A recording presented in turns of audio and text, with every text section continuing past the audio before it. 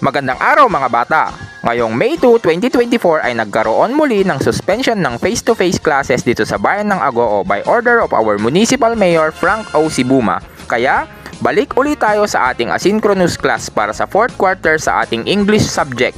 At ating babalikan ang inyong module number 1 na may pamagat na How Visual and Multimedia Elements Contribute to the Meaning of Text. Bago tayo dumako sa ating maikling talakayan ay mukhang dumami na sa inyo ang nakapanood sa ating video lesson ng ating aralin at activity sa Module 2 at 3. Sa mga hindi pa nakakagawa ng activity patungkol sa mga nabanggit na aralin ay mayroon pa kayong time para sa mga ito para ito ay magawa. Ano nga ba ang visual elements? Ang visual elements ay tumutulong sa mga mambabasa para makita ang mga kaganapan sa binabasa. Ilan sa mga halimbawa nito ay ang drawings, pictures, diagrams at iba pa. Ito ay gumagamit lang ng isa sa ating mga pandama at ito ay ang ating sense of sight na walang iba kundi ang ating mga mata. Ano naman ang multimedia elements? Base sa salitang multi na ang ibig sabihin ay marami ay hindi lamang isang pandama natin ang ginagamit dito kundi dalawa pataas. Pero ang karaniwan dito na ginagamit ay ang ating sense of sight at hearing. Walang iba kundi ang ating mga mata at tainga. Ang visual at multimedia elements ay parehas na tumutulong sa mga mambabasa sa mga sumusunod na paraan. Una ay ang to clarify meaning of text na ang ibig sabihin ay nalalaman natin ang kahulugan, hitsura o anyo ng nakasulat na salita, especially kung ito ay hindi pangkaraniwan sa nagbabasa.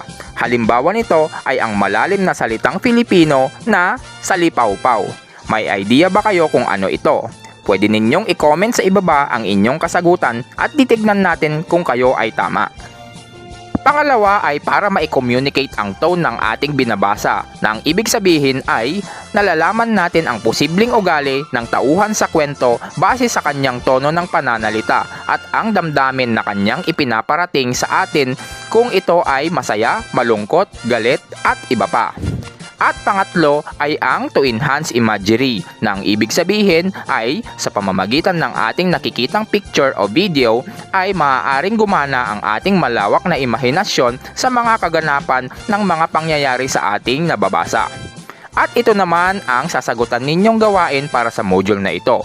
Maaari ninyong i-post ang video upang ito ay inyong makopya at masagutan sa isang buong papel at ito ay inyong ipapasa sa Lunes, May 6, 2024.